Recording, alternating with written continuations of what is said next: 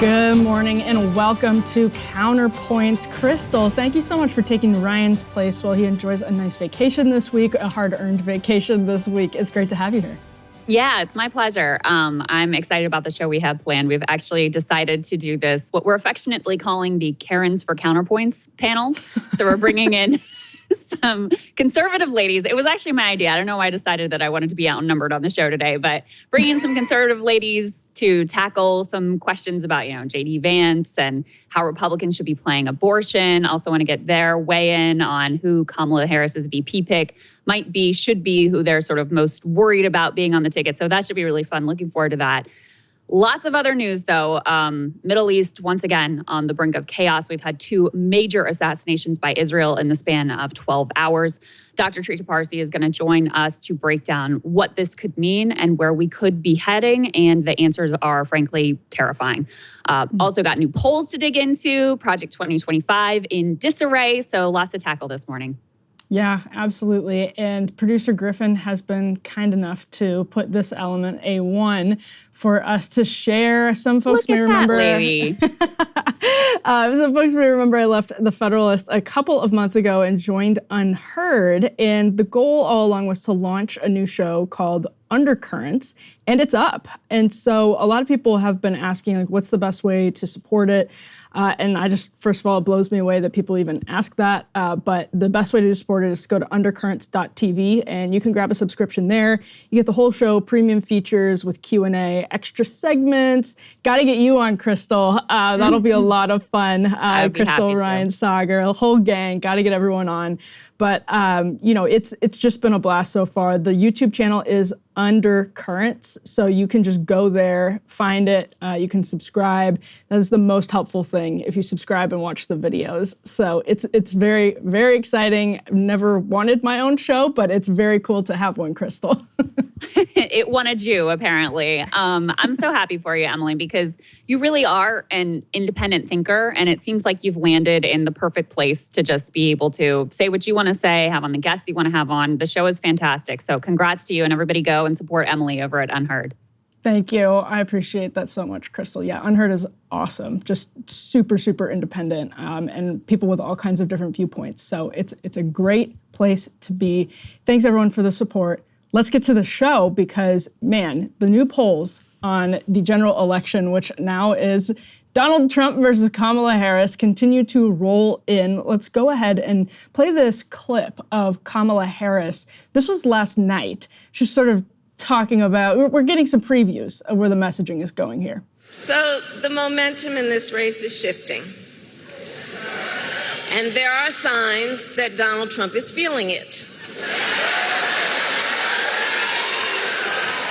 You may have noticed.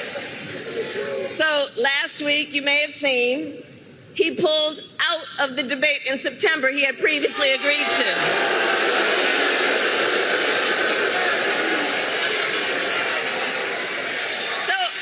So here's the thing.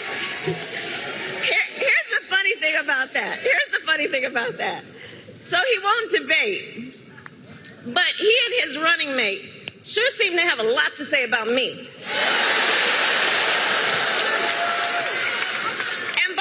Don't you find some of their stuff to just be plain weird?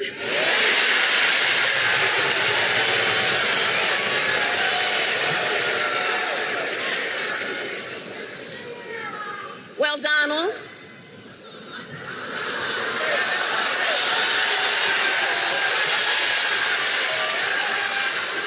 I do hope you'll reconsider to meet me on the debate stage.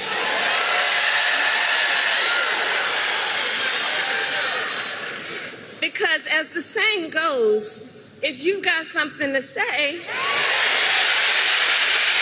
to my face. She's feeling herself. Oh, yeah. A lot of swagger there. Vibe shift from when it was Biden at the head of the ticket is like off the charts. There was Megan Thee Stallion was there. They were dancing to Not Like Us.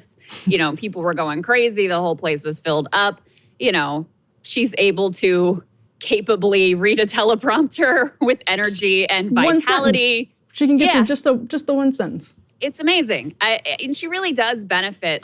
I want to say, I do think on the stump, off a teleprompter at these rallies, she is genuinely good. She's better than adequate. She's genuinely good. She hasn't had to do any of the things yet that have been difficult for her in the past, the tough interviews where she gets knocked off balance, or not even really tough interviews where she gets knocked off balance, but just interviews where she gets knocked off balance, the debate performances that were an issue for her last time. But Democrats have totally closed the enthusiasm gap. It seems crazy now that there was anyone who was arguing to keep Joe Biden at the top of the ticket. And so she's got a real momentum that is reflected not just in this, enthusiastic crowd down in Georgia, but also by the polls that are coming out, which are starting to show her being not just where Biden was pre-debate, but actually exceeding his performance, even kind of at his peak, quote unquote, peak in this race. We could put this up on the screen, these polls that we have of the battleground states. Now, I want to say this is Morning Consult. They are not a highly rated pollster. So you should always take any polls with a grain of salt. But it's important to notice the shift in this poll from where they were with Biden to now where they are with Kamala Harris. So you now have Harris +2 in Arizona. Biden in this same poll never led in Arizona. You have Georgia at a tie. Biden never in Georgia got it to a tie, again, in the same poll. Michigan, this one's a little hard to believe, +11 for Harris. Let's take that with a lot of grains of salt, but same movement, same direction as the other states. Nevada, Harris +1. Wisconsin, Harris +2. And then you've got Pennsylvania, Trump +4, and North Carolina, Trump +2.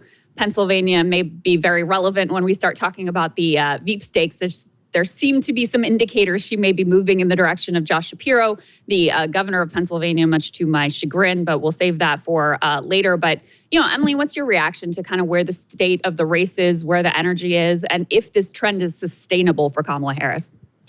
Kamala Harris, Brian and I talked about this last week, had that incredible campaign launch back in 2019 in Oakland. Right. And so much momentum, so much coverage from the media, really friendly coverage from the media. There's a lot of energy and momentum behind her campaign.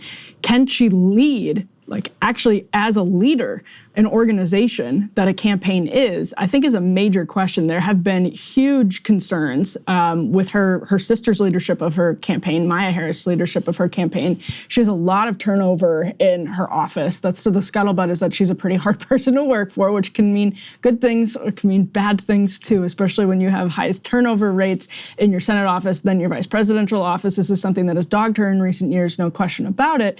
But what you noted with this Morning Consult poll is important because it's a shift from where the numbers were with Biden. So the sample size looks really small to me, but it's still the numbers with Biden versus the numbers with Harris. There's a very notable difference in some of these states, and it's going to be reflected in some of these other polls that we see as well. So I don't think that Kamala Harris is going to have the same, a lot of people are using the word honeymoon. I don't think that's going to follow her into November, although you can expect some of the same.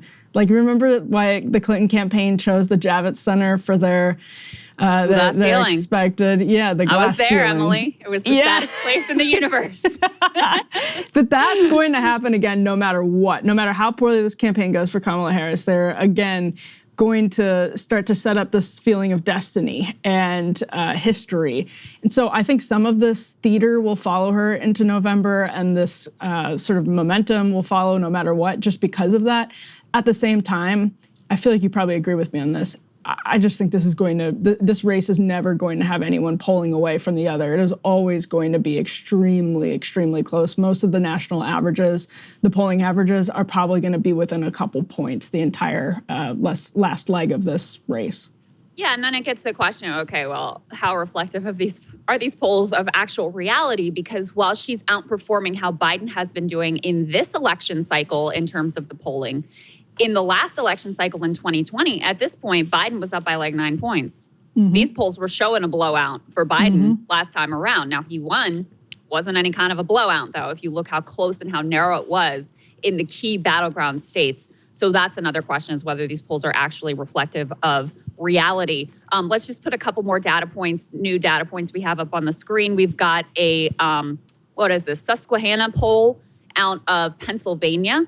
and it shows Kamala Harris up by 4 points. That is actually within their margin of error. Their margin of error is 4 points, so that's interesting. Also interesting was the breakdown in the New York Times Siena poll of where she is gaining specifically.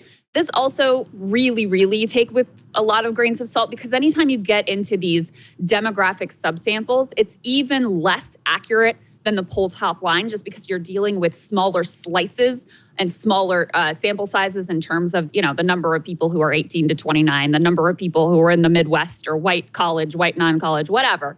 But it shows significant improvement among young voters, Hispanics, and independents.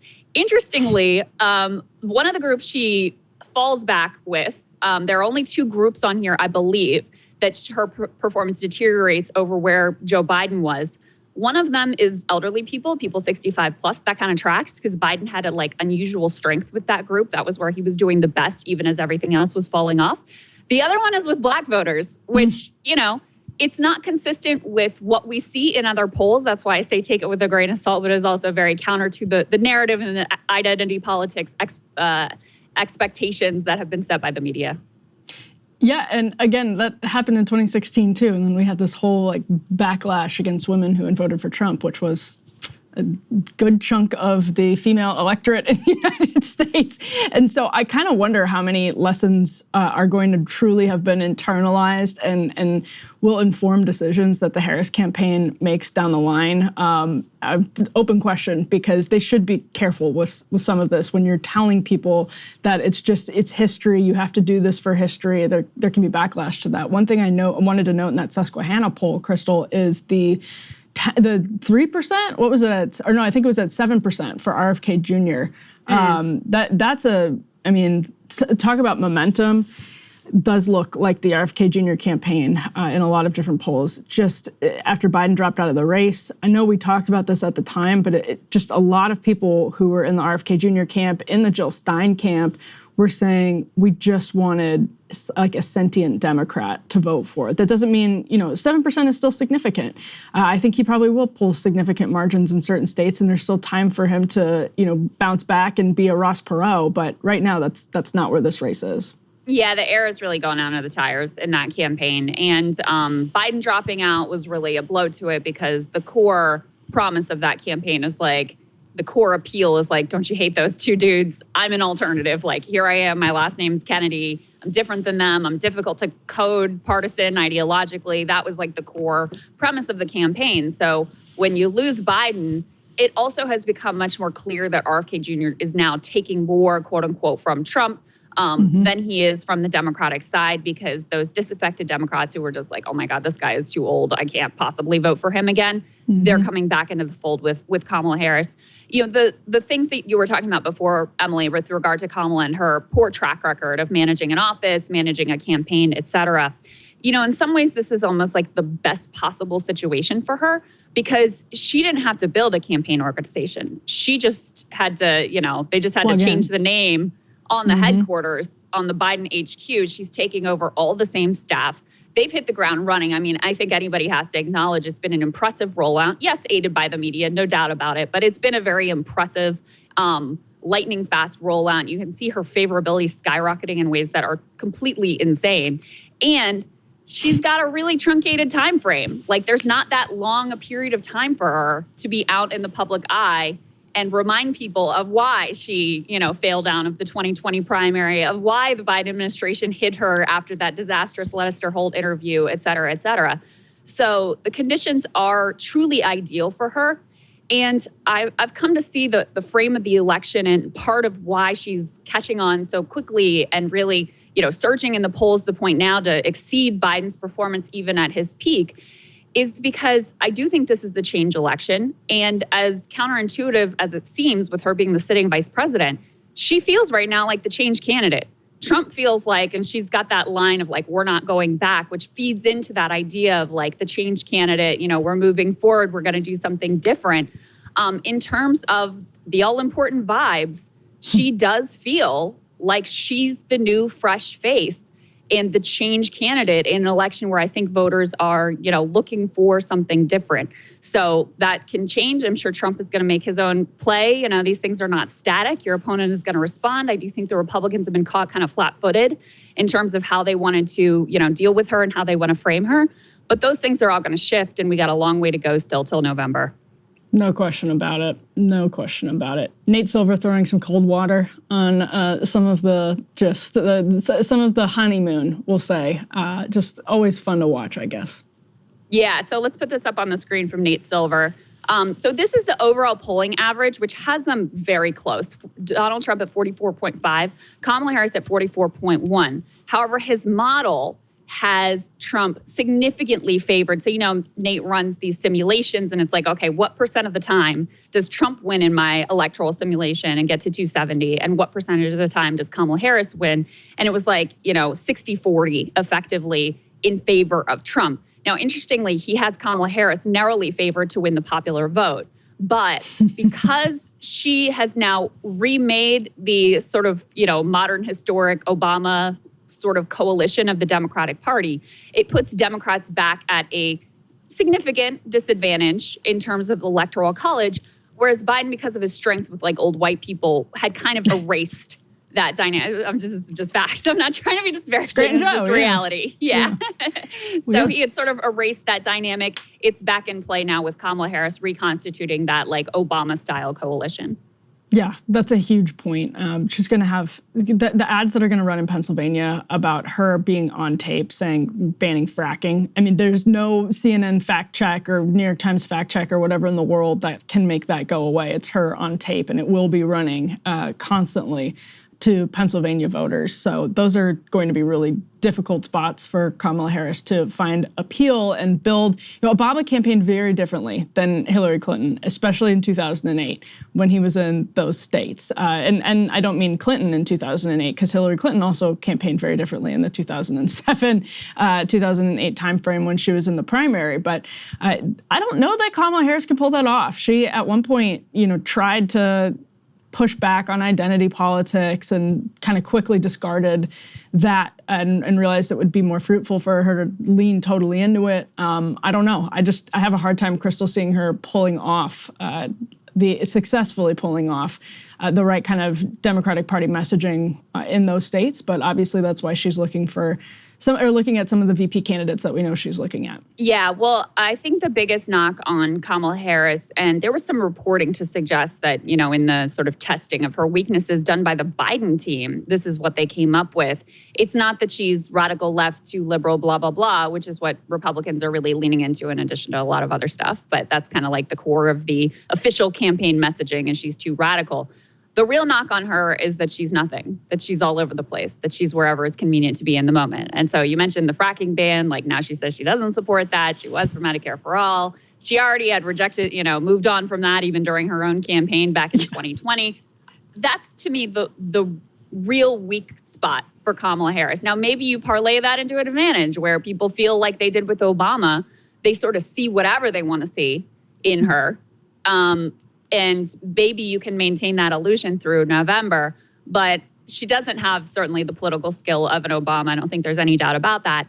And unlike Obama, she has a much longer track record in the public record. Obama was so relatively new in Washington that it enabled this ability to project on him whatever it is that you wanted him to be. So she doesn't have quite that same luxury because of how long she, in the Senate, as an AG, as, a presidential candidate in the Biden administration, et cetera.